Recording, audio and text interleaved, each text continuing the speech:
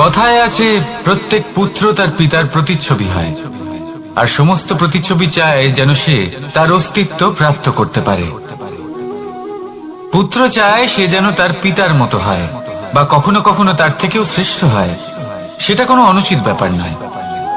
অনুচিত তখন হয় যখন পুত্র নিজের পিতার মতো হবার স্বপ্ন পূরণ করতে গিয়ে বা তার থেকেও শ্রেষ্ঠ হওয়ার স্বপ্ন পূরণে অনুচিত পথের আশ্রয় নেয়। কারণ তারপরে সে তার পিতার গুণগুলি আত্মসাৎ করতে চায় না। সে শুধুই এটা চায় যে সংসারের চোখে যেন আমি শ্রেষ্ঠ প্রমাণিত হই। এটা অনুচিত। সংসারে এমন অনেক মানুষ আছেন যারা এই কারণে শ্রেষ্ঠ হবার চেষ্টা করেন যাতে তার পরিবারের তার পিতার সম্মান বৃদ্ধি পায়। এমনও মানুষ থাকেন, আর এটাই হলো পার্থক্য উদ্দেশ্যের। মনে রাখবেন, যদি আপনার উদ্দেশ্য শুভ হয় তাহলে পথও শুভ হবে, যদি আপনার উদ্দেশ্য অশুভ হয় তাহলে পথও অশুভ হবে। তাহলে নিজের পিতার মতো হবার চেষ্টা অবশ্যই করুন, তার থেকেও শ্রেষ্ঠ হওয়ার চেষ্টা অবশ্যই করুন, কিন্তু মনে রাখবেন আপনার সংকল্প আর আপনার উদ্দেশ্য এই দুই শুভ হওয়া উচিত। তাহলে আসুন আর আমার সাথে ভালোবেসে বলুন, রাধা রাধা।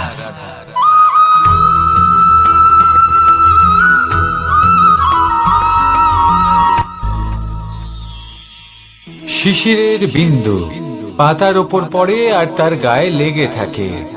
পাতা তাকে শুষে নিতে পারে না, আর শেষ পর্যন্ত সে ঝরে পড়ে যায়। অন্যদিকে রয়েছে মেঘ এবং চাতক। এদের মধ্যে অনেক দূরত্ব থাকে। মেঘ থাকে আকাশে আর চাতক থাকে ধরিত্রীতে। কিন্তু যখন এই মেঘ থেকে বৃষ্টি ঝরে পড়ে, এই চাতক কিন্তু সেই জলই পান করে, নয়তো সে তৃষ্ণার্ত থেকে যায়। এবার অন্যদিকে দেখলাম শিশির বিন্দু আর পাতার এই সম্পর্ক। এরা খুব কাছাকাছি থাকে, ঘনিষ্ঠও থাকে। অন্যদিকে রয়েছে মেঘ এবং চাতকের সম্পর্ক, যাদের মধ্যে অনেক দূরত্ব থাকা সত্ত্বেও তারা খুব ঘনিষ্ঠ, তাই না? এই সারমর্ম খুব সরল। এই নৈকট্য, এই দূরত্ব, তা আপনার সম্পর্কে প্রভাব কিছুতেই ফেলতে পারে না। এই নৈকট্য, এই দূরত্ব, এইসব হলো শুধুমাত্র মনের ব্যাপার। কখনো আপনি অনুভব করেছেন আপনি কারোর থেকে অনেক অনেক দূরে আছেন, অনেক দূরে আছেন, তাও সেই ব্যক্তির প্রতি আপনি টান অনুভব করেন। সেখানে আপনি কারোর সাথে প্রত্যেক দিন অতিবাহিত করেন, সমস্ত জীবন অতিবাহিত করেন, সব থেকে বেশি সময় তার সাথে অতিবাহিত করেন, তাও তার প্রতি সেই টান অনুভব করেন না। এই সংকেত হলো মনের দূরত্বের। তাহলে মনের এই দূরত্ব দূর করুন আর আমার সাথে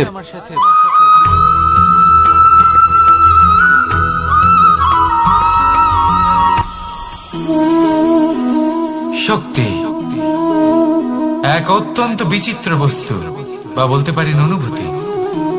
পিতা সবসময় চান যেন তিনি তার শক্তি পুত্রকে।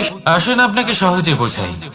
যদি আপনি সুপাত্র হন আর আপনাকে শক্তি দেওয়া হয়, তাহলে আপনি সেই শক্তির গুরুত্ব বুঝবেন, কোথায় সেই শক্তি প্রয়োগ করা উচিত সেটা বুঝবেন। আর এটা যেহেতু অর্জন করা শক্তি হবে, সেই শক্তির অপব্যবহার হবে না। কিন্তু যদি এই আপনি কুপাত্র হন আর যদি আপনাকে এই শক্তি দেওয়া হয়, তাহলে কি হবে? দেখতে গেলে এই শক্তি আপনি দান হিসেবে পেয়েছেন, তাই না? আপনি এই শক্তির গুরুত্ব বুঝবেন আর না এর প্রয়োগ আপনি জানবেন। তার অপব্যবহার হওয়া সুনিশ্চিত। তাই যদি আপনি কোনো শক্তি অর্জন করতে চান, তাহলে আগে তার যোগ্য হয়ে উঠুন। পুত্র নয়, পাত্র হয়ে উঠুন। আর আমার সাথে ভালোবেসে বলুন, রাধা রাধা।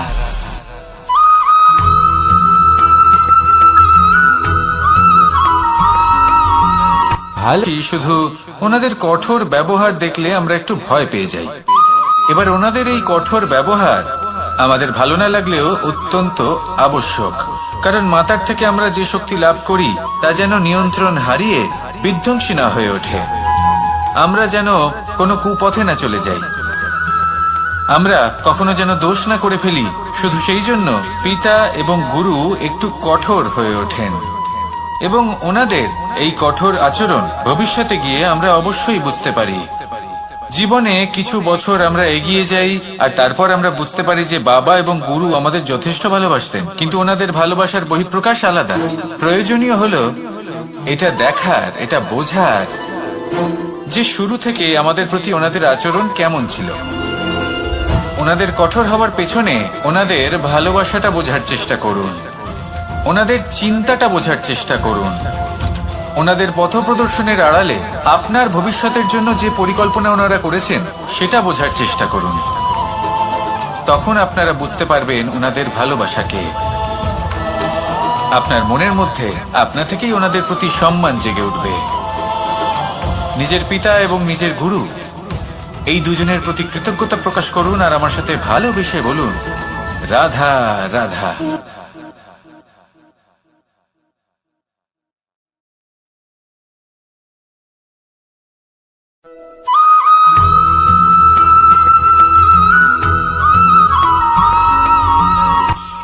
কখনো কোনো বাগানের কোনো বৃক্ষকে দেখেছেন যেখানে সুগন্ধি ফুল থাকে, রসালো ফল থাকে?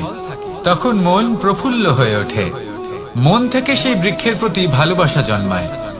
কিন্তু যিনি বাগানের মালিক, শুধুমাত্র তিনিই জানেন যে কিভাবে এই বৃক্ষকে আগলে রাখতে হয়, কিভাবে তার পরিচর্যা করলে এতে সুন্দর সুগন্ধি ফুল হবে, রসালো ফল হবে।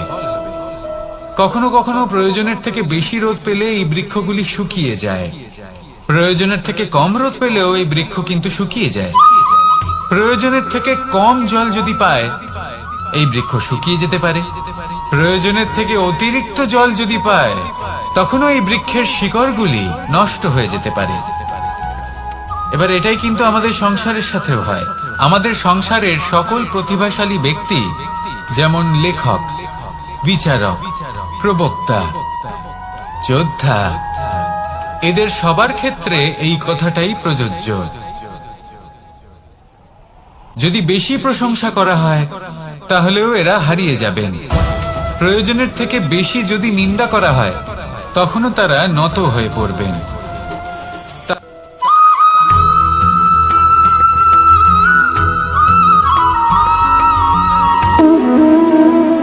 সম্পর্ক হলো আমাদের জীবনের একটি আধার। কিছু সম্পর্ক এমন যে আমরা জন্মসূত্রে লাভ করি, যেমন পরিবার, মা, বাবা। কিছু সম্পর্ক আছে যে আমরা জীবনে অর্জন করে থাকি, তা সে প্রেমের হোক, স্নেহের হোক বা বন্ধুত্বের। এই সকল সম্পর্ক লাভ করার বা গড়ে তোলার 5টি ধাপ রয়েছে। প্রথম ধাপ, কোনো ব্যক্তির সাথে আলাপ হওয়া, তার সাথে কথা বলা বা তাকে দেখা। দ্বিতীয় ধাপ, সে ব্যক্তিকে আমাদের ভালো লাগা। তৃতীয় ধাপ, আমাদের এটা চাইতে শুরু করা যে জীবনে এই ব্যক্তি যেন আমাদের বন্ধু হন, আমাদের জীবনে থাকেন, বা আমাদের কাউকে ভালোবেসে ফেলা আর এটা আমাদের ভাবা বা চাওয়া যে সেই ব্যক্তি যেন আজীবন আমার সাথে থাকেন, আমার জীবনে আমার সাথী হয়ে। চতুর্থ ধাপ, লাভ করা।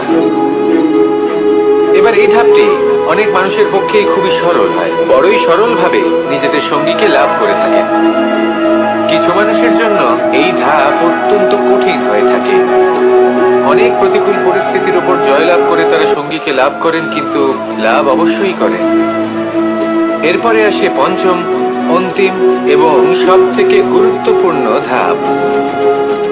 সেটা হলো সেই সম্পর্ক পালন করা। এটা হলো এমন এক বিষয় যা প্রত্যেক মানুষের শেখা উচিত। যদি ব্যক্তি নিজের জীবনে সম্পর্ক রক্ষা করতে শিখে যান, তবে প্রত্যেক সম্পর্ক তার জীবনকে স্বর্গ করে তুলবে।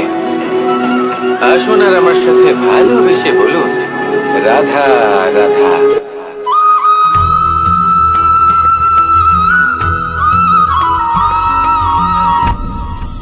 আপনি কি কখনো কোনো জলের ধারা দেখেছেন? তার সামনে যতই মাটি থাকুক না কেন, যতই কাদা থাকুক না কেন, যখন এই জলের ধারা বইতে আরম্ভ করে দেয়, তাহলে নিজের মনের, নিজের ভাবনার, নিজের জীবনের যত অনাবশ্যক তত্ত্ব আছে, অনুপযোগী অংশ রয়েছে, অর্থাৎ অপরিষ্কার অংশ রয়েছে, তা নিজে থেকেই নির্মল হয়ে উঠবে। আর যেরকম জলের ধারা কখনো থেমে থাকে না, সব সময় বয়ে চলে, সেইভাবে আপনিও কখনোই থামবেন না। সবসময় বয়ে চলুন, এগোতে থাকুন। পথে যদি অনেক বিপদ আসে, সমস্যা আসে, থামবেন না, তার উপর নিরন্তর প্রহার করুন, নিরন্তর প্রয়াস করুন আর অগ্রসর হন। আপনি ভেবে দেখুন, এই জলের ধারা কখনো থেমে থাকে না, সবসময় বয়ে চলে, বিপদের সম্মুখীন হয়ে তাকে সাথে বয়ে নিয়ে চলে। সেই জন্য জলের ধারা, প্রবাহমান এই ধারা, এর থেকে কখনো দুর্গন্ধ আসে না, এতে কখনো ময়লা জমতে পারে না, বরং পালিত হয় সুন্দর প্রাণবন্ত জীবজন্তু, যেমন সুন্দর ছোট মাছ। তাই আপনিও এটাই করুন, কখনো থামবেন না, শুধু চলতে থাকুন, জলের ধারার মতো বইতে থাকুন। আপনি আপনার লক্ষ্য অবশ্যই খুঁজে পাবেন, আর তার সাথে নিজের অন্তরের যে মালিন্য রয়েছে তা আপনি নিজেই নিজের থেকে দূরে করে দেবেন। তাহলে আসুন আর আমার সাথে ভালোবেসে বলুন, রাধা রাধা।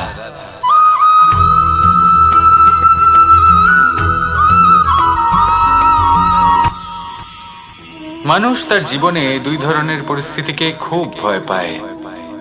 এক, কোনো কারণবশত কারোর সামনে নত হওয়া। দুই, কোনো কারণে নিজের চরিত্র থেকে, নিজের মূল্যবোধ থেকে বিচ্যুত হওয়া। এবার কেন হয় এরকম যে কথায় কথায় কারোর সামনে নত হতে হয়? কেন বারংবার নিজের চরিত্র থেকে চ্যুত হতে হয়? এরকম কেন হয়? এটা তখনই হয় যখন আমাদের শিক্ষা এবং মূল্যবোধের অভাব থাকে। যদি মানুষের মধ্যে প্রকৃত শিক্ষা থাকে, তাহলে এই সংসারে কোনো সময় এবং কারোর সামনেই নত হওয়ার কোনো প্রয়োজন নেই। যদি মানুষের মধ্যে মূল্যবোধ থাকে, তাহলে তাকে নিজের মূল্যবোধ বা চরিত্র থেকে বিচ্যুত হতে হয় না, তা সে যাই হয়ে যাক না কেন। কোনো বালককে যদি জন্ম থেকেই সুশিক্ষার অধিকারী করা হয়, শিক্ষিত করা হয়, মূল্যবোধের অধিকারী করা হয়, তবে সে এই সংসারে এমন কর্ম করবে যাতে সে নিজেকে, নিজের পরিবারকে, সমগ্র সমাজকে গর্বিত করতে পারে। শিক্ষা লাভ করুন, মূল্যবোধ লাভ করুন এবং আমার সাথে ভালোবেসে বলুন, রাধা রাধা।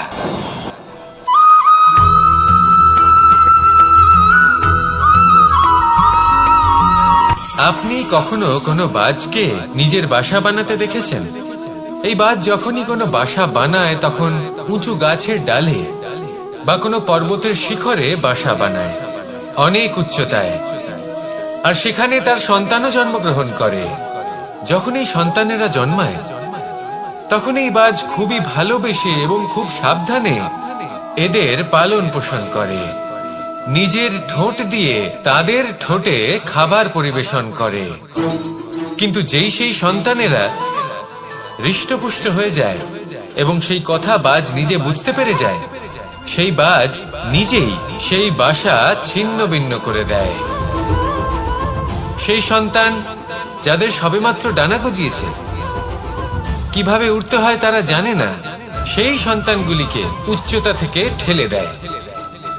সেই সন্তান প্রথমে ভয়ভীত হয়ে যায়, তারা সামনে মৃত্যুকে দেখতে পেয়ে ভয়ের কারণে তাদের ডানা ঝাপটাতে থাকে, আর সেই প্রক্রিয়াতেই সেই সন্তানগুলি উড়তে শুরু করে দেয়। এবার এই ঘটনায় আমরা কি শিক্ষা পেতে পারি? এটাই, যদি আপনি মাতা পিতা হন, তাহলে নিজের সন্তানকে অবশ্যই স্নেহ করুন, কিন্তু তাদেরকে নিজের আঁচলের তলায় বেঁধে রাখবেন না। যদি আপনি চান আপনার সন্তান জীবনে উন্নতি করুক, তাহলে নিজের মুঠো থেকে তাদের স্বতন্ত্র করে দিন, এই সংসারে সংঘর্ষ করতে দিন। সেই সন্তান নিজেই বুঝতে পারবে যে জন্মের সময় পাওয়া ডানা কি করে ব্যবহার করতে হয়, আর আপনার চোখের সামনে আপনার সন্তান এই আকাশে উড়তে থাকবে। তাহলে আসুন আমার সাথে ভালোবেসে বলুন, রাধা রাধা।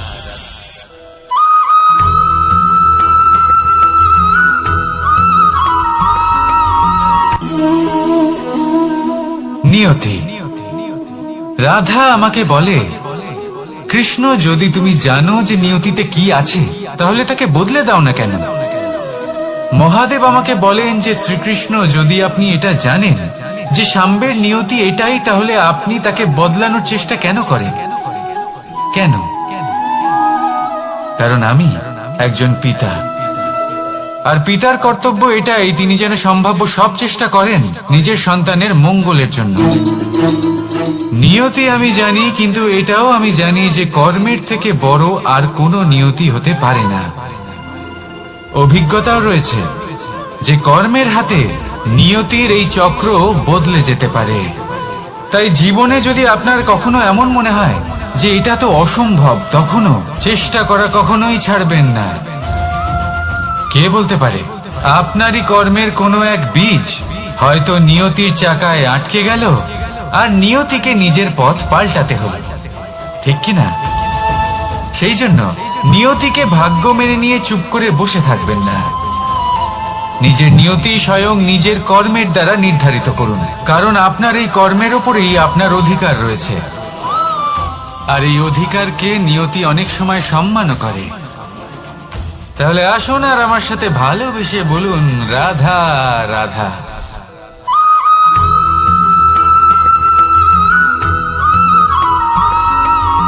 কখনো কখনো আমরা ভাবি যে কোনো ব্যক্তি যিনি ধর্মের পথে চলেছেন, যদি তার দ্বারা কোনো ভুল হয়ে থাকে তাহলে নিয়তি তাকে সেই মুহূর্তেই কঠোর শাস্তি দেন। কিন্তু সেই সব মানুষ যারা সংসারের সব থেকে বড় অধর্মী, বহু নিকৃষ্ট মানের কাজ করেন, তাদের নিয়তি অনেক সুযোগ দেন। তাদের নিয়তি এরকম কঠোর প্রহার করেন না। এই ভাবনা কখনো না কখনো মনে আসেই। ভেবে দেখুন কেন? আসলে জীবনকে বেশিরভাগ মানুষ একভাবেই দেখে থাকেন, বিভিন্ন স্তরে একে দেখা উচিত। এবার আপনি বলুন, এই সংসারে কোনো অধর্মী কখনো প্রেরণার উৎস হতে পারেন? কখনোই নয়। যে মানুষ নিজের আত্মাকে মলিন করে ফেলেছেন, তিনি এই সংসারকে কিভাবে প্রেরণা যোগাবেন? উনি নিজেই বুঝতে পারেন না কোনটা করা উচিত, ধর্ম কোনটা। তাই নিয়তি তাকে একটা সুযোগ দেন, এটা বোঝার সুযোগ দেন যে কোনটা উচিত, কোনটা ধর্ম। সুযোগ দেন নিজের বিবেক জাগিয়ে তোলার, তাকে সুযোগ দেন নিজের অন্তরাত্মার ডাক শোনার। যখন তাতেও কাজ হয় না, তখন নিয়তির কাছে একটাই পথ বাকি থাকে, আর তা হল মহাবিনাশ। মহাবিনাশ হয়তো দেরিতেই আসতে পারে, কিন্তু তা অবশ্যই আসবে। আর যখন মহাবিনাশ আসে, তখন মহাবিনাশের যন্ত্রণা সমগ্র মানব জীবনের যন্ত্রণার থেকে অনেক বেশি হয়। এই কথাটা সবসময় মনে রাখবেন। আর অন্যদিকে যে মানুষ ধর্মের পথে চলছেন, তার দ্বারা যদি কোনো ভুল হয়ে থাকে, তখন নিয়তি তার পরীক্ষা নেন। কিছুক্ষণের জন্য মানুষের মনে হতে পারে নিয়তি তাকে কঠোর শাস্তি দিয়েছেন।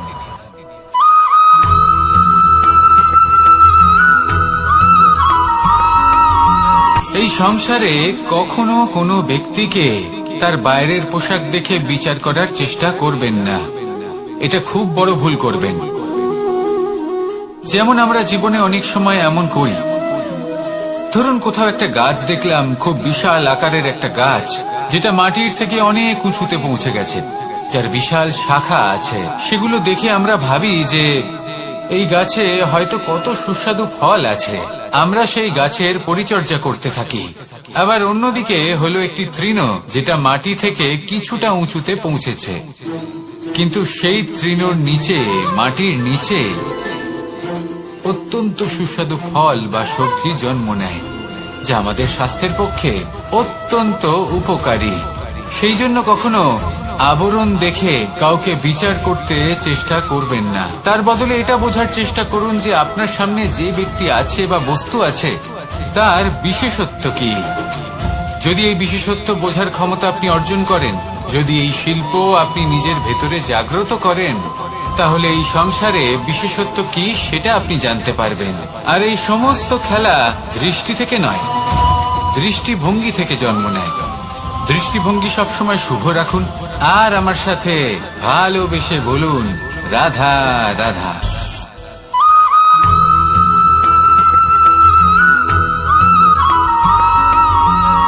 পুরুষার্থ। শাস্ত্রে 4 ধরনের পুরুষার্থের কথা বলা হয়েছে। প্রথম হলো ধর্ম। আপনি কি জানেন এই ধর্ম আসলে কি? আপনার কি মনে হয় ধর্ম আসলে কি? কোনো বিশেষ ঈশ্বরকে মানাই কি ধর্ম বলা হয়? নাকি কোনো বিশেষ রীতি পালন করাই হলো ধর্ম? নাকি কোনো বিশেষ সাহিত্যকে সর্বশ্রেষ্ঠ মনে করাই হলো ধর্ম? না, ধর্ম হলো সেটা যাকে ধারণ করা যেতে পারে।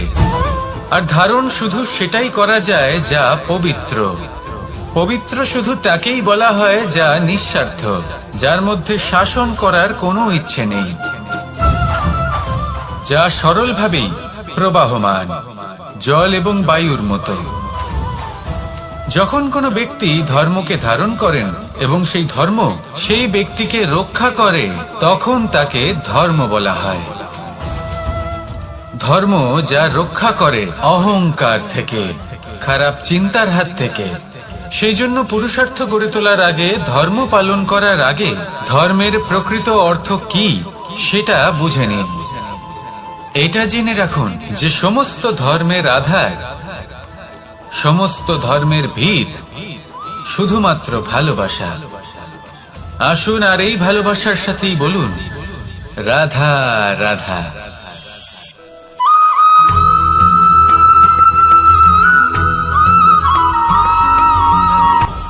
আপনি কখনো পর্বতের শিখরে উঠেছেন? আপনি দেখতে পাবেন পর্বতের পদতলে প্রচুর সুন্দর ফুল রয়েছে, সবুজ বনানী রয়েছে। যত আপনি উপরে উঠতে থাকবেন তত ফুল কমতে থাকবে, সবুজ বনানী কমতে থাকবে। আরো কিছুটা উপরে উঠলে কাঁটা জাতীয় গাছ দেখতে পাবেন, শুকনো গাছ দেখতে পাবেন। আরো যদি উপরে ওঠেন তাহলে পাষাণ দেখতে পাবেন। আরো উপরে উঠলে হিমখণ্ড দেখতে পাবেন। এই যে পর্বত, তা মনুষ্য জীবনের সব থেকে উত্তম উদাহরণ। মানুষ যখন সাফল্যের শিখরে পৌঁছতে চান, মহানুভবতার শিখরে পৌঁছতে চান, পথে যত আস্তে আস্তে উপরে উঠতে থাকেন, ততই ভৌতিক বস্তু তার থেকে বিচ্ছিন্ন হতে থাকে। যদি তিনি সেই ভৌতিক বস্তুগুলি ত্যাগ না করতে পারেন, তাহলে কখনোই সেই স্থানে পৌঁছতে পারবেন না। আর মানুষ যদি উচিত ত্যাগ করতে পারেন, পথে অগ্রসর হতে থাকেন, এগোতে থাকেন, তাহলে একদিন না একদিন তিনি মহানুভবতার, জ্ঞানের, সাফল্যের হিমের স্বাদ অবশ্যই লাভ করবেন। মনে রাখবেন, মানব জীবনে ত্যাগ হলো অত্যন্ত গুরুত্বপূর্ণ অংশ। আসুন আমার সাথে ভালোবেসে বলুন রাধা রাধা।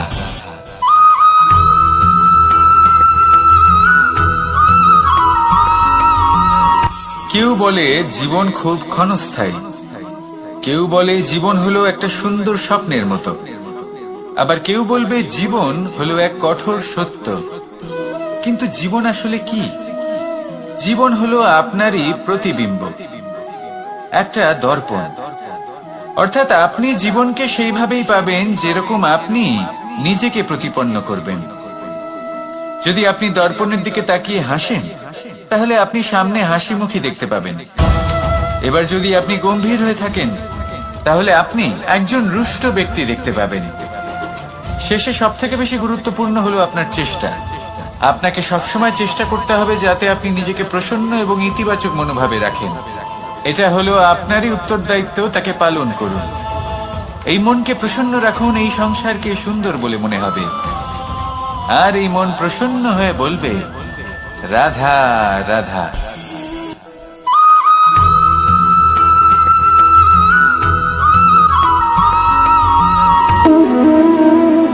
সম্পর্ক হলো আমাদের জীবনের একটি আধার। কিছু সম্পর্ক এমন যা আমরা জন্মসূত্রে লাভ করি, যেমন পরিবার, মা, বাবা। কিছু সম্পর্ক আছে যা আমরা জীবনে অর্জন করে থাকি, তা সে প্রেমের হোক, স্নেহের হোক বা বন্ধুত্বের। এই সকল সম্পর্ক লাভ করার বা গড়ে তোলার 5টি ধাপ রয়েছে। প্রথম ধাপ, কোনো ব্যক্তির সাথে আলাপ হওয়া, তার সাথে কথা বলা বা তাকে দেখা। দ্বিতীয় ধাপ, সে ব্যক্তিকে আমাদের ভালো লাগা। তৃতীয় ধাপ, আমাদের এটা চাইতে শুরু করা যে জীবনে এই ব্যক্তি যেন আমাদের বন্ধু হন, আমাদের জীবনে থাকেন, বা আমাদের কাউকে ভালোবেসে ফেলা। আর এটা আমাদের ভাবা বা চাওয়া যে সেই ব্যক্তি যেন আজীবন আমার সাথে থাকেন, আমার জীবনে আমার সাথী হয়ে। চতুর্থ ধাপ, লাভ করা। এবার এই ধাপটি অনেক মানুষের পক্ষেই খুবই সরল হয়, বড়ই সরলভাবে নিজেদের সঙ্গীকে লাভ করে থাকে। কিছু মানুষের জন্য এই ধাপ অত্যন্ত কঠিন হয়ে থাকে। অনেক প্রতিকূল পরিস্থিতির উপর জয়লাভ করে তারা সঙ্গীকে লাভ করেন, কিন্তু লাভ অবশ্যই করেন। এরপরে আসে পঞ্চম, অন্তিম এবং সব থেকে গুরুত্বপূর্ণ ধাপ। সেটা হলো সেই সম্পর্ক পালন করা। এটা হলো এমন এক বিষয় যা প্রত্যেক মানুষের শেখা উচিত।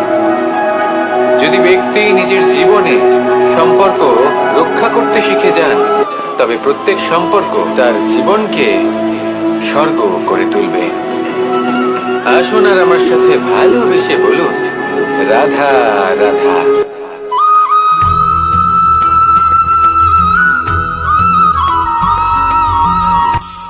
কখনো কোনো বাগানের কোনো বৃক্ষকে দেখেছেন যেখানে সুগন্ধি ফুল থাকে, রসালো ফল থাকে? তখন মন প্রফুল্ল হয়ে ওঠে, মন থেকে সেই বৃক্ষের প্রতি ভালোবাসা জন্মায়। কিন্তু যিনি বাগানের মালিক, শুধুমাত্র তিনিই জানেন যে কিভাবে এই বৃক্ষকে আগলে রাখতে হয়, কিভাবে তার পরিচর্যা করলে এতে সুন্দর সুগন্ধি ফুল হবে, রসালো ফল হবে। কখনো কখনো প্রয়োজনের থেকে বেশি রোদ পেলে এই বৃক্ষগুলি শুকিয়ে যায়, প্রয়োজনের থেকে কম রোদ পেলেও এই বৃক্ষ কিন্তু শুকিয়ে যায়। প্রয়োজনের থেকে কম জল যদি পায়, এই বৃক্ষ শুকিয়ে যেতে পারে।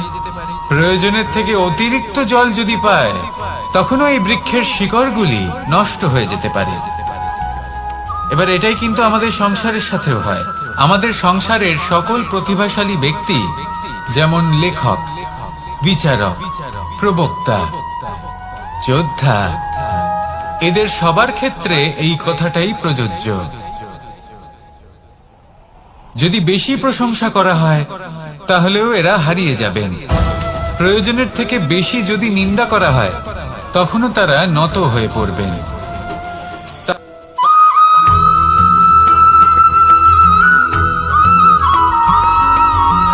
পঞ্চতত্ত্বের মধ্যে দ্বিতীয় তত্ত্ব হল ধরণী, ভূমি, যাকে আমরা ধরণী মাতা বলি। এই ধরণী ধৈর্য ধারণ করে, আর এর উপরেই আমাদের সমগ্র সংসার নির্ভরশীল। কারণ এই ভূমি সহ্য ক্ষমতা রাখে, এর সহ্য ক্ষমতা হলো অপরিসীম। সন্তান যতই আঘাত প্রদান করুক না কেন, প্রেম পূর্বক সহ্য করে, আর তার বদলে অমূল্য রত্ন প্রদান করে। সন্তান যদি হাল চালায়, তাহলে তার বদলে তাকে অন্ন প্রদান করে। এটাই হলো ধরণী। এবার এর থেকে আমরা কি শিক্ষা পেতে পারি? এটাই যে কারোর জন্য কিছু করা বা কাউকে কিছু দেওয়া মনে কোনো কামনা ছাড়াই।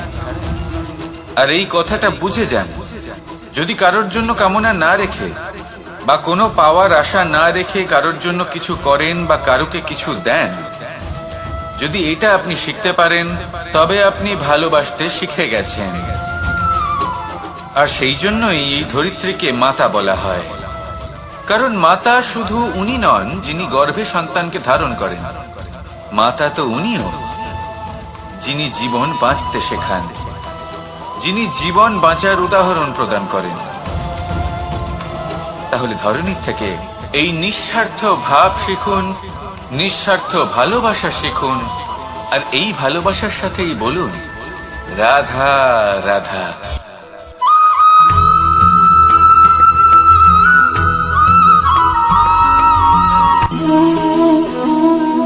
নিয়তি।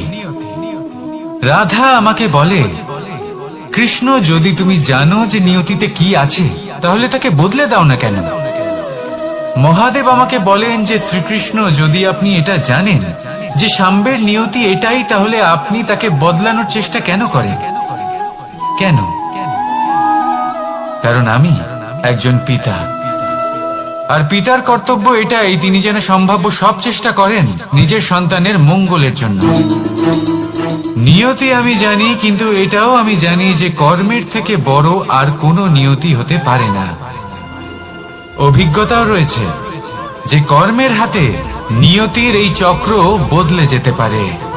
তাই জীবনে যদি আপনার কখনো এমন মনে হয় যে এটা তো অসম্ভব, তখনও চেষ্টা করা কখনোই ছাড়বেন না। কে বলতে পারে আপনারই কর্মের কোনো এক বীজ হয়তো নিয়তির চাকায় আটকে গেল, আর নিয়তিকে নিজের পথ পাল্টাতে হলো, ঠিক কি না?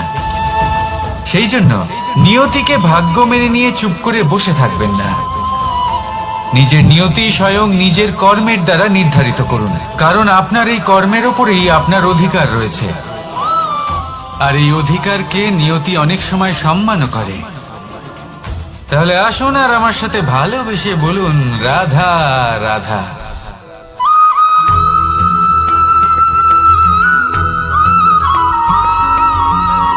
মানুষ ভাবেন যে ধন অর্জন করা হলো অত্যন্ত গুরুত্বপূর্ণ।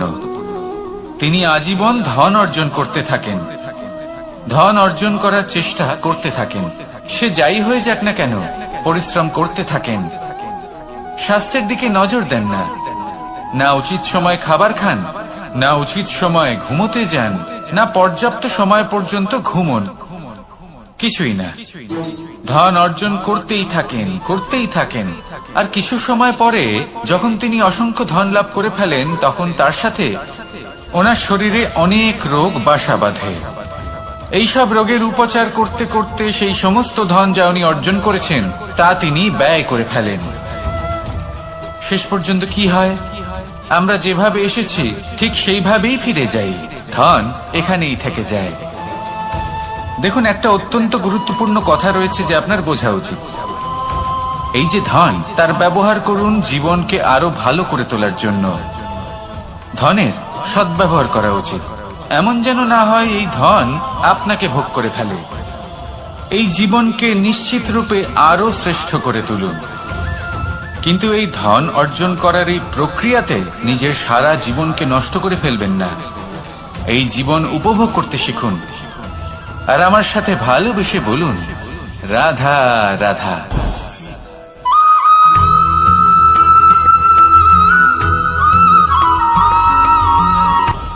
আপনি কখনো পর্বতের শিখরে উঠেছেন? আপনি দেখতে পাবেন পর্বতের পদতলে প্রচুর সুন্দর ফুল রয়েছে, সবুজ বনানী রয়েছে। যত আপনি ওপরে উঠতে থাকবেন তত ফুল কমতে থাকবে, সবুজ বনানী কমতে থাকবে। আরো কিছুটা ওপরে উঠলে কাঁটা জাতীয় গাছ দেখতে পাবেন, শুকনো গাছ দেখতে পাবেন। আরো যদি ওপরে ওঠেন তাহলে পাষাণ দেখতে পাবেন। আরো উপরে উঠলে হিমখণ্ড দেখতে পাবেন। এই যে পর্বত, তা মনুষ্য জীবনের সব থেকে উত্তম উদাহরণ। মানুষ যখন সাফল্যের শিখরে পৌঁছতে চান, মহানুভবতার শিখরে পৌঁছতে চান, পথে যত আস্তে আস্তে উপরে উঠতে থাকেন ততই ভৌতিক বস্তু তার থেকে বিচ্ছিন্ন হতে থাকে। যদি তিনি সেই ভৌতিক বস্তুগুলি ত্যাগ না করতে পারেন তাহলে কখনোই সেই স্থানে পৌঁছতে পারবেন না। আর মানুষ যদি উচিত ত্যাগ করতে পারেন, পথে অগ্রসর হতে থাকেন, এগোতে থাকেন, তাহলে একদিন না একদিন তিনি মহানুভবতার, জ্ঞানের, সাফল্যের হিমের স্বাদ অবশ্যই লাভ করবেন। মনে রাখবেন, মানব জীবনে ত্যাগ হলো অত্যন্ত গুরুত্বপূর্ণ অংশ। আসুন আমার সাথে ভালোবেসে বলুন, রাধা রাধা।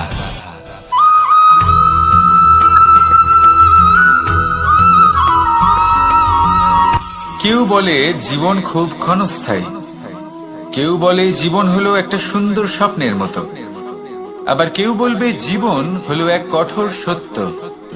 কিন্তু জীবন আসলে কি?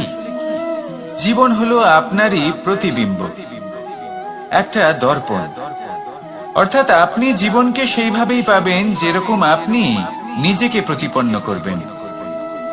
যদি আপনি দর্পণের দিকে তাকিয়ে হাসেন, তাহলে আপনি সামনে হাসি মুখী দেখতে পাবেন। এবার যদি আপনি গম্ভীর হয়ে থাকেন, তাহলে আপনি একজন রুষ্ট ব্যক্তি দেখতে পাবেন। শেষে সবথেকে বেশি গুরুত্বপূর্ণ হলো আপনার চেষ্টা। আপনাকে সবসময় চেষ্টা করতে হবে যাতে আপনি নিজেকে প্রসন্ন এবং ইতিবাচক মনোভাবে রাখেন। এটা হলো আপনারই উত্তরদায়িত্ব, তাকে পালন করুন। এই মনকে প্রসন্ন রাখুন, এই সংসারকে সুন্দর বলে মনে হবে। আর এই মন প্রসন্ন হয়ে বলবে, রাধা রাধা।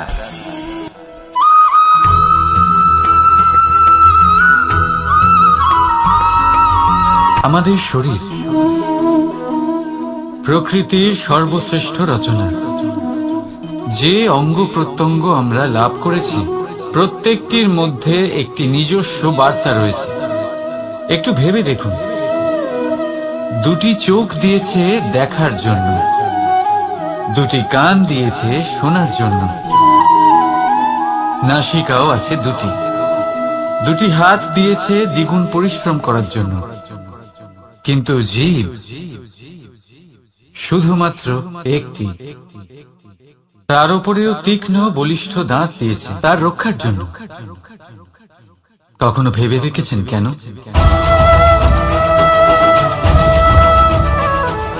কারণ শব্দ আর শব্দের প্রয়োগ মানুষের সবচেয়ে বড় অস্ত্র, যার প্রয়োগ যত ভেবেচিন্তে করা যায় মানুষ তার জীবনে ততটাই উপরে উঠতে পারে। তাহলে মনে রাখুন, দেখুন, শুনুন আর বুঝুন বেশি, বলুন কম। রাধা রাধা।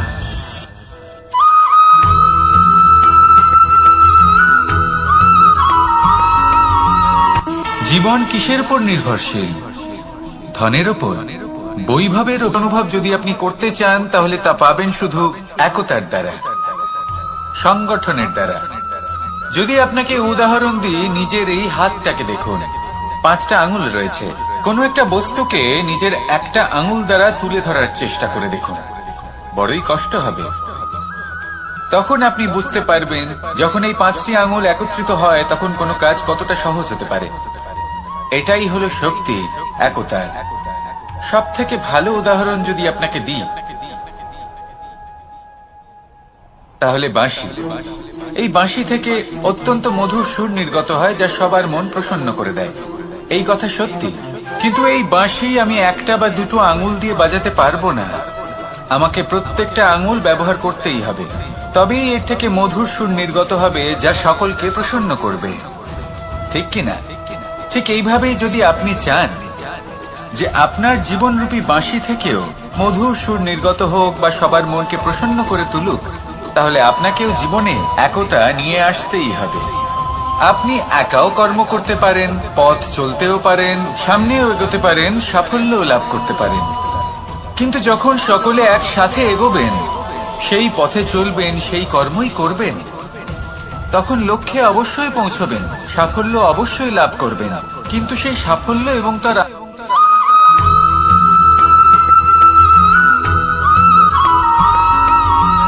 এই সংসারে সব থেকে বেশি কোমল বস্তু হলো রেশম। এই রেশম এতটাই কোমল হয় যে এর পুরো একটা থান শুধুমাত্র একটা হাতে ধরা সম্ভব। কখনো ভেবে দেখেছেন এই রেশম কিভাবে হয়? একটি কীট তার লালার দ্বারা উৎপন্ন হয়। এই কীট সেই রেশমকে পাক দিতে থাকে, পাক দিতেই থাকে, দিতেই থাকে, আর আস্তে আস্তে তার মধ্যেই জড়িয়ে পড়ে। শেষে ওর এই সুন্দর অমূল্য সৃষ্টি রেশমের এই সুতো তার নির্মাণ কার্য পূর্ণ হয়। কিন্তু তাতেই ও নিজে বন্দী হয়ে যায়। নিজেরই মায়াজালের এই বন্দী গৃহে নিজেই ফেঁসে যায়।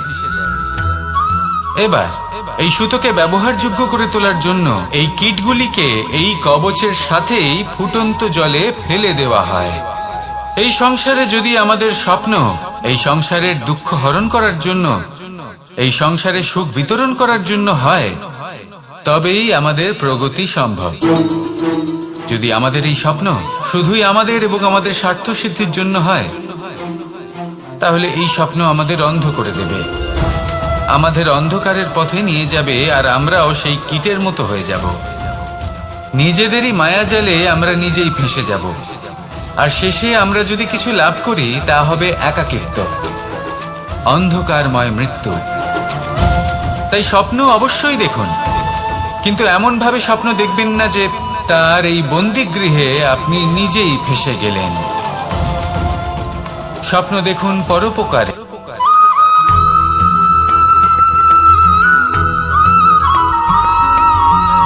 মানুষের মানসিকতা এমন হয় যে সে যতটা করে আশা করে যে তার থেকে অনেক বেশি তার বদলে সে পাবে।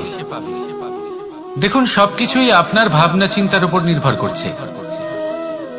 আপনি যদি ফলের বিষয়ে ভেবে কর্ম করতে থাকেন তাহলে সেটা অনুচিত। জীবনের আসল আনন্দ হলো নিজের কর্ম করতে থাকা, ফলের চিন্তা করা উচিত নয়। যদি আপনি এরকম ভাবেন যে আমি এতটা করছি, আমার এতটা পাওয়া উচিত, সেই ভাবনা অনুচিত। যদি আপনি সেবার মানসিকতা নিয়ে কর্ম করতে থাকেন, কর্মচক্রে প্রবাহিত হন, যদি আপনি এমন ভাবনা রাখেন যে আমি এতটা পাচ্ছি তাই এর থেকে অনেক বেশি আমি কর্ম করব, তাহলে নিশ্চিত রূপে আপনি যতটা করছেন তার থেকে অনেক বেশি আপনি পাবেন। আপনার আশার থেকে অনেক বেশি আপনি পাবেন। শুধু জীবনে অনেক বেশি কাজ করতে থাকুন, ফলের চিন্তা করবেন না। আর মনে রাখবেন, এই ভাবনাই সব থেকে বড় বীজ। কর্মের উপর বিশ্বাস রাখুন। জীবনে যা যা আপনি চান সবই সুখময় হবে। আসুন আর আমার সাথে ভালোবেসে বলুন, রাধা রাধা।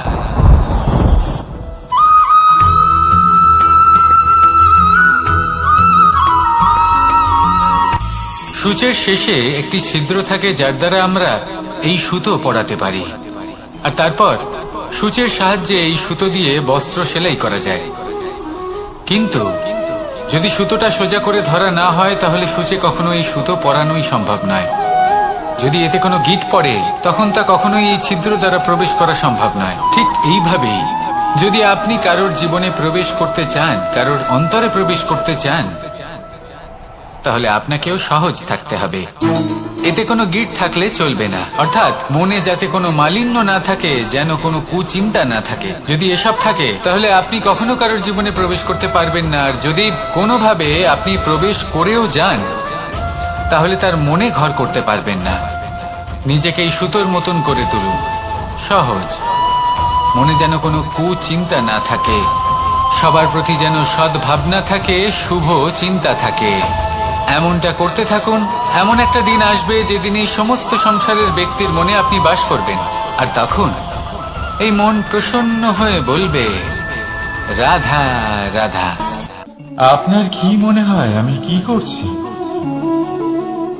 আপনি বলবেন আমি প্রদীপ জ্বালাচ্ছি। সঠিক, কিন্তু প্রশ্ন হচ্ছে যে আমি কি আপনাকে বলেছি যে একে প্রদীপ বলা হয়? না। এই প্রদীপ কি নিজেই নিজের পরিচয় আপনাকে দিয়েছে? না। তাহলে আপনি কি করে জানলেন যে একে প্রদীপ বলা হয়? উত্তর হচ্ছে প্রকাশ, যে স্বয়ং জ্বলে অন্ধকারের মধ্যে সংসারকে পথ দেখায়, সেটাই প্রদীপ। যা নিরাশার মাঝে আশার আলো প্রদর্শন করে, সেটাই প্রদীপ। অপর দিকে আছে সাপ, যাকে না দেখেও তার ফনার আওয়াজ শুনেই লোকে ভয় পেয়ে যায়। তার মানে ব্যক্তির পরিচয় তার কর্মের দ্বারা পাওয়া যায়। তাই আপনার এটা বলার প্রয়োজন নেই যে আপনার পরিচয় কি। এটা আপনার কর্মই নিশ্চিত করবে যে লোকে আপনাকে প্রদীপ ভেবে ভালোবাসবে নাকি সাপ ভেবে ভীত হয়ে থাকবে। রাধা রাধা। মাকড়সারা ভীষণ পরিশ্রম করে এটা তৈরি করে, নিজের শরীরের রস দিয়ে এই জাল বনে। আপনি কি এটার উদ্দেশ্য জানেন? আসলে মাকড়সা এই জালে ছোট কীটপতঙ্গ ধরে তাদেরকে খাদ্যরূপে গ্রহণ করে। কিন্তু আপনি কি এই কথা জানেন যে একদিন মাকড়সা নিজেই নিজের জালে জড়িয়ে মৃত্যুবরণ করে থাকে? বলুন, কি করেন আপনি এই জাল দেখতে পেলে? দেখতে পেলেই মুছে ফেলেন এর অস্তিত্ব, তাই না? তেমনি অন্যদিকে পাখির বাসা, পাখিরাও ভীষণ পরিশ্রম করে এটা তৈরি করে। কিন্তু যদি পাখি একদিন এটা ছেড়ে চলে যায় তাহলেও লোকে এটা নষ্ট করে দেয় না, কারণটা কি? এর কারণ হল এর নির্মাণ জীবন সঞ্চারের জন্য করা হয়েছিল, নষ্ট করার জন্য নয়। তাই মনে রাখবেন, জীবনে আপনার পরিশ্রম যতই বেশি হোক না কেন, যদি আপনার লক্ষ্য শুভ না হয়, তাহলে আপনারও বিনাশ নিশ্চিত। তাই সৃজন করতেই থাকুন আর মুগ্ধ হয়ে বলুন, রাধা রাধা। সময় কত বিচিত্র হয়।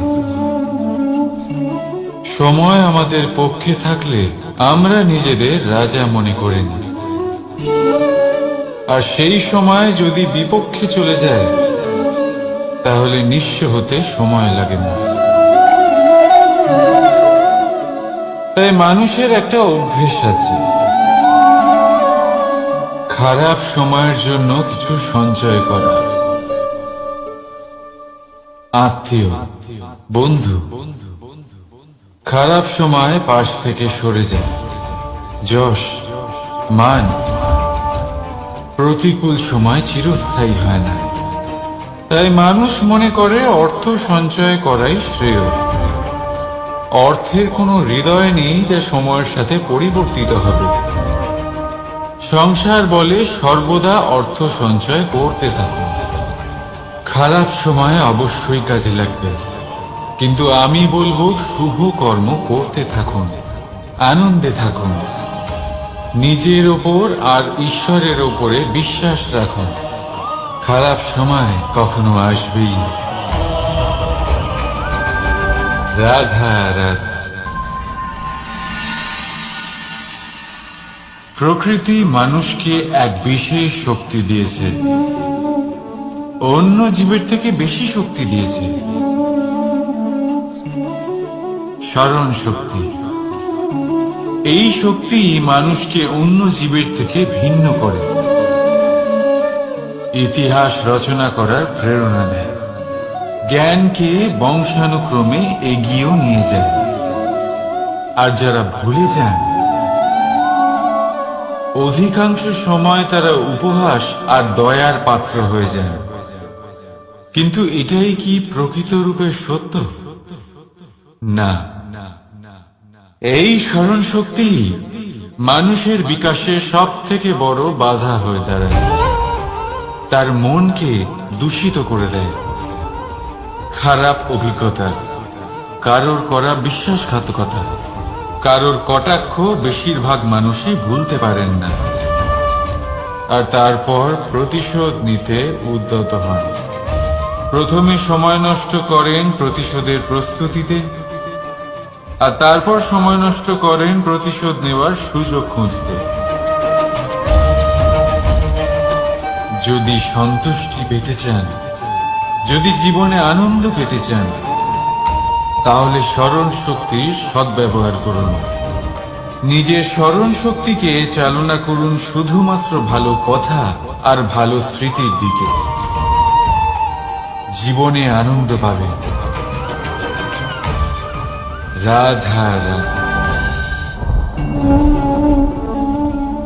মানুষ নিজের পরিবারের জন্য কত কিছুই না করে, দিন রাত পরিশ্রম করতে থাকে, যাতে তার পরিবারের প্রয়োজন পূরণের জন্য অর্থ রোজগার করতে পারে। কিন্তু শুধু অর্থ রোজগার করাটাই কি যথেষ্ট? আপনি বলবেন, হ্যাঁ নিশ্চয়ই, অর্থ দিয়ে সব কিছু পাওয়া যায়, বিদ্যা পাওয়া যায়, বাড়ি পাওয়া যায়, ওষুধ পাওয়া যায়, আর কত কিছুই না পাওয়া যায়। এইসব একটা পর্যায় পর্যন্ত সঠিক, কিন্তু একটু মন দিয়ে ভেবে দেখুন, যখন কোনো শিশু অসুস্থ হয়ে পড়ে, তখন সে ওই তিক্ত ওষুধ কেন খেয়ে নেয়? এই জন্য কারণ ওর পিতা সেই ওষুধ অর্থ দিয়ে কিনেছে? না, বরং এই জন্য কারণ তার পিতা যে তার সামনে দাঁড়িয়ে, তার উপরে তার বিশ্বাস আছে, বিশ্বাস আছে যে উনি তার কিচ্ছু হতে দেবেন না। এই বিশ্বাস, এই সংস্কার, এই শিক্ষা কখনো অর্থ দিয়ে পাওয়া যায় না। এটা পাওয়া যায় সেই সময় থেকে যা মাতা পিতা তাদের সন্তানের সাথে কাটিয়েছেন। তাই জীবনে অর্থ অবশ্যই উপার্জন করুন, কিন্তু নিজের পরিবারকেও সময় দিন, আনন্দ পাবেন। রাধা রাধা। বিরোধিতা এমন এক শব্দ যা শুনে আমরা সবাই ভয় পেতে থাকি। যদি কেউ আমাদের বিরোধিতা করে তা আমাদের সহ্য হয় না। আমরাও কারোর বিরোধিতা করে কোনো শত্রুতা করতে চাই না। এই ধরনের ভাবনা আমাদের মনে আসতেই থাকে। কিন্তু বিরোধিতা এই শব্দ আপনার শান্তির জন্য, আপনার সুখের জন্য কতটা গুরুত্বপূর্ণ তা আপনারা জানেন না। তাই যদি কাল এসে কেউ আপনার বিরোধিতা করে, তখন সবার আগে নিজেকে যাচাই করুন। আপনি কি ভুল করেছেন? আপনার দোষ কি? নিজের মধ্যে কি ত্রুটি আছে সেটা বোঝার চেষ্টা করুন। নিজেকে সংশোধন করার চেষ্টা করুন, তারপর দেখুন বিরোধিতার এই আগুন আপনাকে স্বর্ণ থেকে কুন্দন বানিয়ে তুলবে। বলা হয় এই সংসারে খারাপ বেড়েই চলেছে, কিন্তু তার কারণ এ নয় যে খারাপ মানুষ বেড়ে চলেছে। তার কারণ হলো যে ভালো মানুষ, যাদের ভালো চিন্তা, ভালো বিচারধারা আছে, তারা খারাপের বিরোধিতা করতে পারে না। যদি আপনার সম্মুখে কোনো খারাপ কর্ম হয়, তাহলে তার বিরোধিতা করতে সংকোচ করবেন না, কারণ বিরোধিতার এই আগুন মন্দকে পিছুপা হতে অবশ্যই বাধ্য করে। রাধা রাধা। বিশ্বাস, জীবনে বিশ্বাস কতটা গুরুত্বপূর্ণ। একজন স্ত্রী তার স্বামীর হাত ধরে যে কোনো জায়গায় যেতে পারে, এর কারণ হলো বিশ্বাস। তার নিজের স্বামীর ওপরে বিশ্বাস আছে।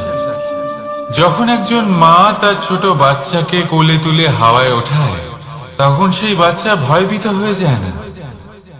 তার কারণ হলো বিশ্বাস। তার বিশ্বাস আছে যে তার মা তার কিচ্ছু হতে দেবে না। এক বৈদ্যের দেওয়া ঔষধ সন্তান কিছু না বুঝে শুনেই খেয়ে ফেলে। সেই বৈদ্যের জ্ঞানের বিষয়ে তার কোনো ধারণাই থাকে না, শুধু নিজের পিতার উপরে বিশ্বাস আছে যে তার পিতা তাকে খারাপ কিছুই দেবে না। যখন এই সংসারের প্রতিটা বন্ধন বিশ্বাসের উপরে দাঁড়িয়ে আছে, তাহলে কেন এই বিশ্বাসকে আমরা জীবনে আনতে পারি না? আপনি নিজেই দেখুন, এই বিশ্বাস নিজের জীবনে এনে দেখুন, সবকিছু আরো সুন্দর হয়ে যাবে। তাই ভালোবেসে বলুন রাধা রাধা।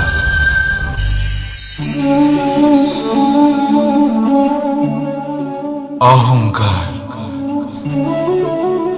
এই শব্দটা সবাই শুনেছেন।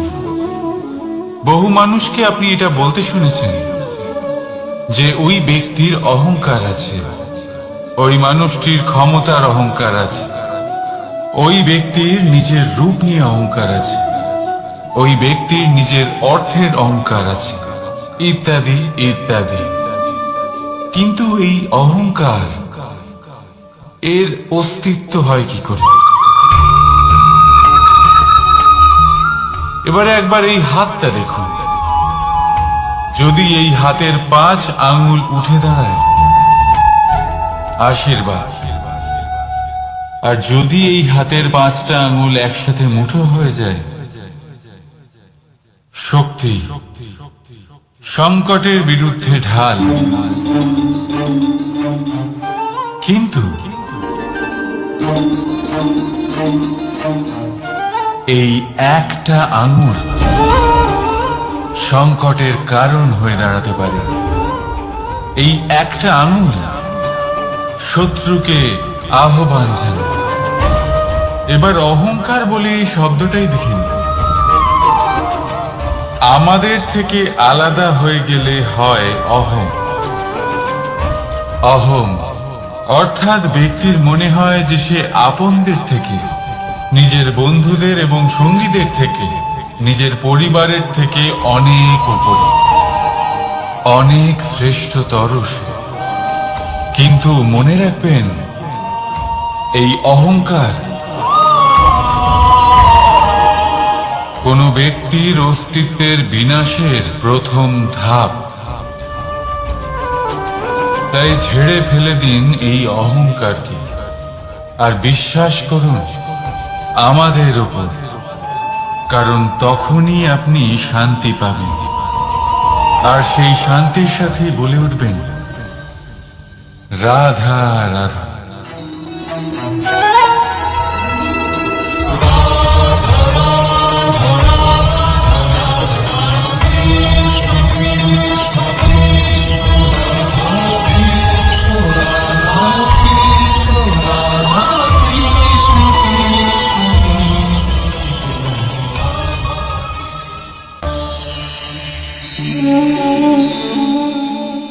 সাফল্য। যদি আপনাকে জীবনে সাফল্য পেতে হয়, তাহলে আপনি একাধিক মানুষ পাবেন যারা একাধিক উপায় বলবে আপনাকে সাফল্য পাওয়া। দীর্ঘ সময় ধরে পরিশ্রম, চেষ্টা, নির্ধারণ, নিষ্ঠা এই বিষয়ে ভাষণ দিতে থাকবেন। একাধিক রকমের উদাহরণ আপনার সামনে তুলে ধরবেন। কিন্তু আমার এটা মনে হয়, আমরা কেন সেই বিষয়ে কথা বলি না যা মানুষকে অসফল করে তোলে? শুধু দুটো ব্যাপার অসফল হওয়া নিশ্চিত করে। শুধু 2 ধরনের মানুষ বেশিরভাগ অসফল হয়। প্রথম তারা যারা ভাবে অনেক কিছু কিন্তু কিছুই করে না। আর দ্বিতীয় তারা যারা অনেক কিছু করতে থাকে কিন্তু ভাবনা চিন্তা না করে। ভাবনা আর কর্ম, এদের মাঝে সামঞ্জস্য রাখা খুব জরুরি। যদি এটা থাকে, তাহলে জীবনে কখনো অসফল হবেন না। রাধা রাধা। আপনি অনেককে এই কথা নিশ্চয়ই বলতে শুনেছেন, এই ব্যক্তির দৃষ্টিতে দম্ভ আছে, এই ব্যক্তির চোখের উপর অহংকারের পর্দা পড়ে আছে, ইত্যাদি ইত্যাদি। চলুন আমি আপনাকে একটা প্রশ্ন করছি। আপনি দেখেন কি দিয়ে? দৃষ্টি দিয়ে নাকি দৃষ্টিভঙ্গির সাহায্যে? ভাবুন। চিন্তায় পড়ে গেলেন নিশ্চয়ই। দৃষ্টি যে কোনো বস্তুর বা যে কোনো মানুষের শুধু বাইরের রূপটা দেখায়, যেখানে দৃষ্টিভঙ্গি আপনাকে সোজা আসল পরিচয়ের সাথে সাক্ষাৎ করেন। উদাহরণ হিসেবে চন্দ্র। চন্দ্র আমরা সবাই দেখেছি। বহু মানুষ আছেন যাদের চন্দ্র অত্যন্ত সুন্দর লাগে। আবার কিছু মানুষ এমনও আছেন যারা এই চন্দ্রের মধ্যেই দাগ খুঁজে বার করেন। এই হলো দৃষ্টিভঙ্গি। যদি নিজের দৃষ্টিভঙ্গিতে প্রেম রাখেন, ভালোবাসা রাখেন, সম্ভ্রম রাখেন, তাহলে তার বদলে আপনিও প্রেম আর সম্মান অবশ্যই পাবেন। এবারে দেখুন, যে জল দিয়ে ঈশ্বরের মূর্তি ধোয়া হয় তাকে চরণামৃত বলা হয়। এটার কারণ দৃষ্টিভঙ্গি। এখন আপনি পাথরকে ভগবান ভেবে পুজো করবেন,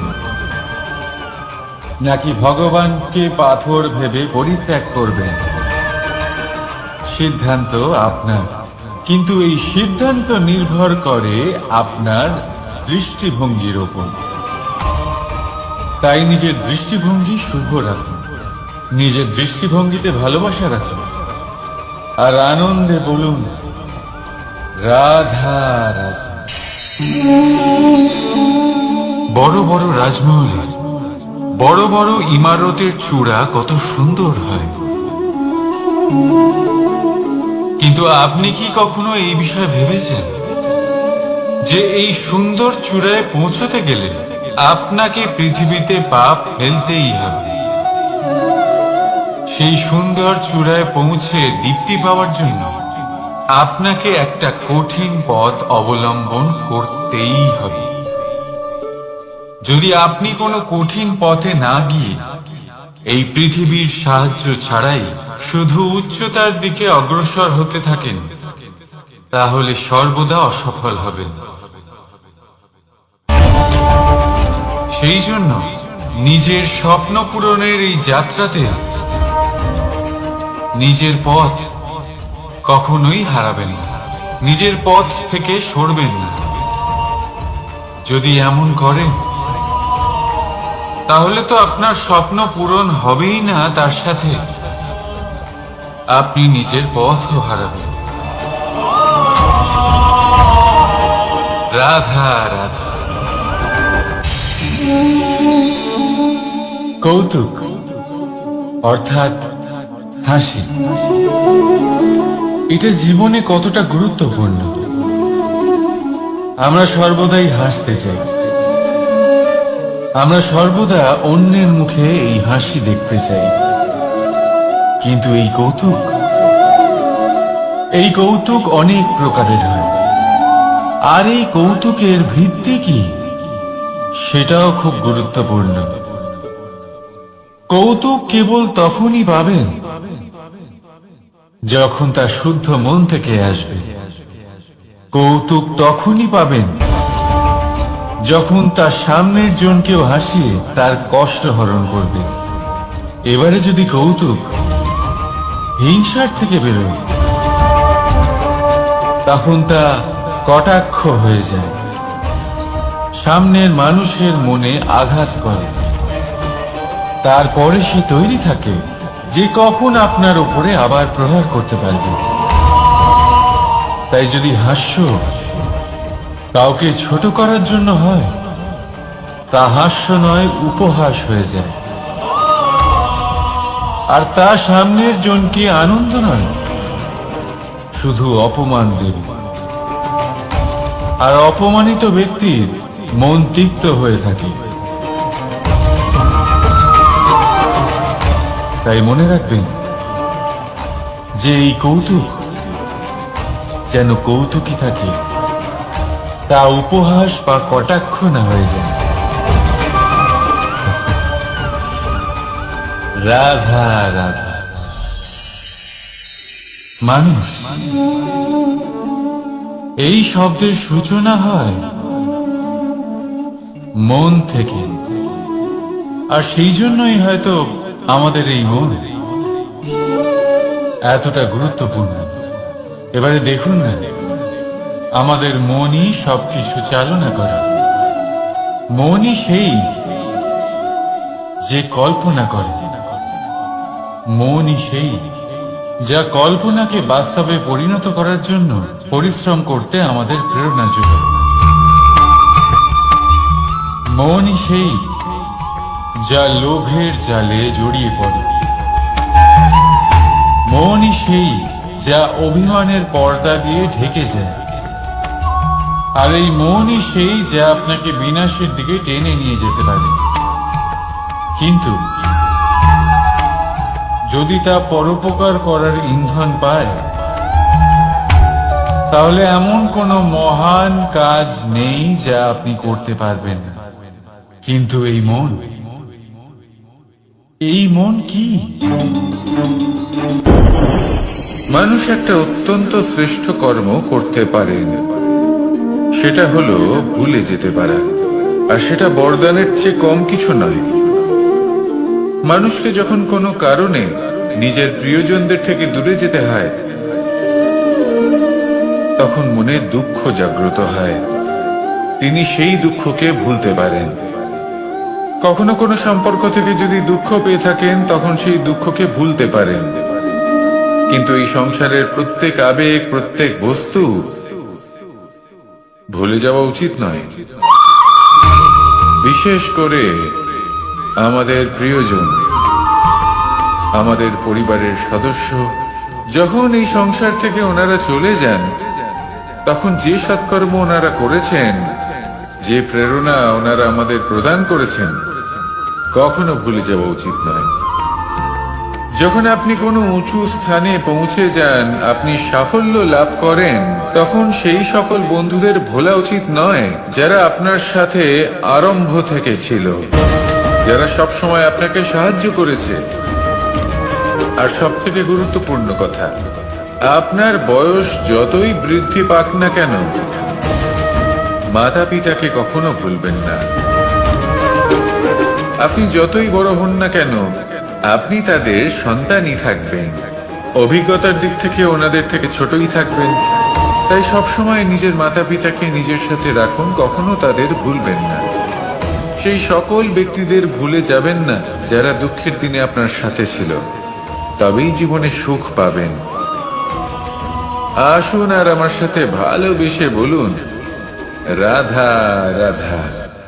এই আমার অনেকগুলো নাম আছে, আর তাদের মধ্যে একটি হলো যুদ্ধ বিমুখ। এই কথা আপনারা সবাই জানেন। দাদাও আমাকে বলেছেন যে তুমি এরকম কিভাবে যুদ্ধক্ষেত্র থেকে মুখ ঘুরিয়ে পালাতে পারো কানাই। দেখুন, যেটা সময়ের দাবি ছিল আমি সেটাই করেছি। যদি আমি রণভূমি ত্যাগ করে না পালাতাম, তাহলে কে জানে কত সৈনিক নিজেদের প্রাণ হারাতেন, কে জানে কতগুলি পরিবার নিজেদের বাঁচার আশা হারাতেন, কে বলতে পারে হয়তো কত প্রাণী এই সংসার ত্যাগ করতেন। আর তাই কখনো কখনো যুদ্ধ বিমুখ হওয়াই শ্রেয়। কখনো জীবনের ক্ষেত্রেও এটা প্রযোজ্য। যদি দূরে চলে গেলে আপনার সম্ভাবনা বৃদ্ধি পায়, তাহলে দূরে চলে যান। দূরে চলে যান সেই সকল ব্যক্তিদের থেকে যারা কথায় কথায় আপনাকে অপমান করেন, আপনার নিন্দা করেন, আপনাকে বাধা দেওয়ার চেষ্টা করেন, আপনাকে ছোট করেন। কারণ তাদের সাথে থেকে, সেই সকল ব্যক্তিদের সাথে থাকলে যারা আপনার মূল্য বোঝেন না, আপনি নিজের আত্মসম্মান, নিজের আত্মবিশ্বাস, নিজের ব্যক্তিত্বকে নত করে ফেলবেন। দূরে চলে যান সেই সকল সংঘর্ষ থেকে, সেই সকল পরিস্থিতি থেকে যাদের সম্মুখীন হয়ে আপনি কোনো পরিণামেই পৌঁছতে পারবেন না। যদি আপনি এইভাবে যুদ্ধ বিমুখ হয়ে উঠতে পারেন, যদি এই প্রবৃত্তি আপনি নিজের মধ্যে জাগ্রত করতে পারেন, তাহলে আপনার সামনে সেই যুদ্ধ চলে আসবে যাতে বিজয় লাভ করে আপনি নিজের অস্তিত্ব খুঁজে পাবেন। আর সেটাই হলো সবথেকে বড় জয়লাভ। আসুন আমার সাথে ভালোবেসে বলুন, রাধা রাধা। এই সংসারের একটা নিয়ম আছে, বা বলতে পারেন লোকে তাই বলে, যে শক্তিশালী হয় সে শক্তিহীনকে নত করে দেয়। এমনটাই হয়, তাই না? আবশ্যক নয়। কখনো কখনো এমনও হয় একজন অসমর্থ ব্যক্তি সমর্থ ব্যক্তিকে নত করে দেন। এটা সম্ভব, এও হতে পারে। আর এটা তখন হতে পারে যখন তার মধ্যে ভালোবাসার শক্তি থাকে। ভালোবাসার শক্তি এই সংসারে সব থেকে বড় শক্তি হয়। এই ভালোবাসার শক্তি দ্বারাই নির্ধন সুদামা আমাকে দিয়ে নিজের পা ধুইয়ে নিল, কিছু না বলেই, কিছু না চেয়েই। এই কর্মের আধার ছিল শুধুমাত্র ভালোবাসা। খুব শক্তিশালী হয় এই ভালোবাসা। ভালোবাসার শক্তি দ্বারাই আপনি হিমালয় পর্বতকে নত করতে পারেন, তাহলে কি অসম্ভব হতে পারে? এই ভালোবাসার শক্তির সঞ্চার করুন, আর এই ভালোবাসার সাথেই বলুন রাধা রাধা। মানুষের জীবনে স্বচ্ছতার একটা আলাদা গুরুত্ব আছে।